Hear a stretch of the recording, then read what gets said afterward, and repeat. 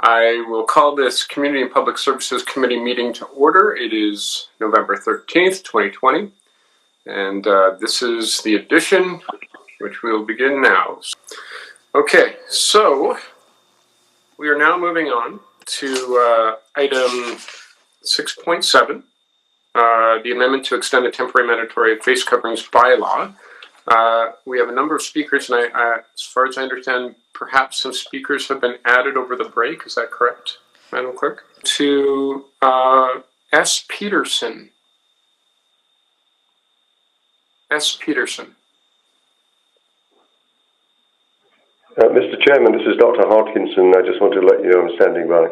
Oh, okay. Well, we would love to hear from you. The floor is yours.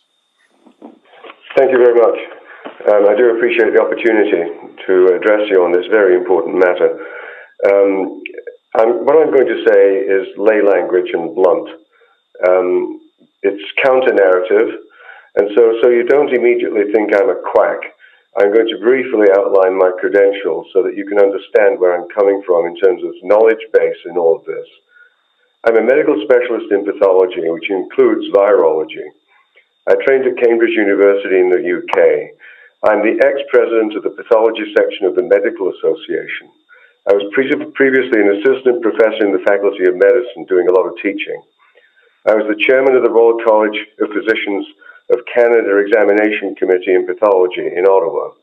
But more to the point, I'm currently the chairman of a biotechnology company in North Carolina selling a COVID-19 test. And you might say I know a little bit about all of this. The bottom line is simply this. There is utterly unfounded public hysteria driven by the media and politicians. It's outrageous. This is the greatest hoax ever perpetrated on an unsuspecting public. There is absolutely nothing that can be done to contain this virus, other than protecting older, more vulnerable people. It should be thought of nothing more than a bad flu season. This is not Ebola. It's not SARS. It's politics playing medicine, and that's a very dangerous game. There is no action of any kind needed other than what happened last year when we felt unwell. We stayed home, we took chicken noodle soup, we didn't visit Granny, and we decided when we would return to work. We didn't need anyone to tell us. Masks are utterly useless. There is no evidence base for their effectiveness whatsoever. Paper masks and fabric masks are simply virtue signaling. They're not even worn effectively most of the time. It's utterly ridiculous seeing these unfortunate, uneducated people, I'm not saying that in a pejorative sense, seeing these people walking around like lemmings, obeying without any knowledge base to put the mask on their face. Social distancing is also useless because COVID is spread by aerosols, which travel 30 meters or so before landing. And closures have had such terrible unintended consequences. Everywhere should be open tomorrow, as was stated in the Great Barrington Declaration that I circulated prior to this meeting. And a word on testing. I do want to emphasize that I'm in the business of testing for COVID. I do want to emphasize that positive test results do not, underlined in neon, mean a clinical infection.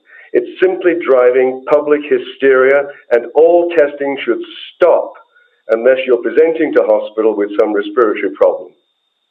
All that should be done is to protect the vulnerable and to give them all, in the nursing homes that are under your control, give them all 3,000 to 5,000 international units of vitamin D every day, which has been shown to radically reduce the likelihood of infection. And I would remind you all that using the province's own statistics, the risk of death under 65 in this province is 1 in 300,000. 1 in 300,000. You've got to get a grip on this. The scale of the response that you're undertaking, with no evidence for it, is utterly ridiculous, given the consequences of acting in a way that you're proposing. All kinds of suicides, business closures, funerals, weddings, etc., etc. It's simply outrageous. It's just another bad flu. And you've got to get your minds around that. Let people make their own decisions. You should be totally out of the business of medicine. You're being led down the garden path by the Chief Medical Officer of Health for this province. I'm absolutely outraged that this has reached this level. It should all stop tomorrow. Thank you very much.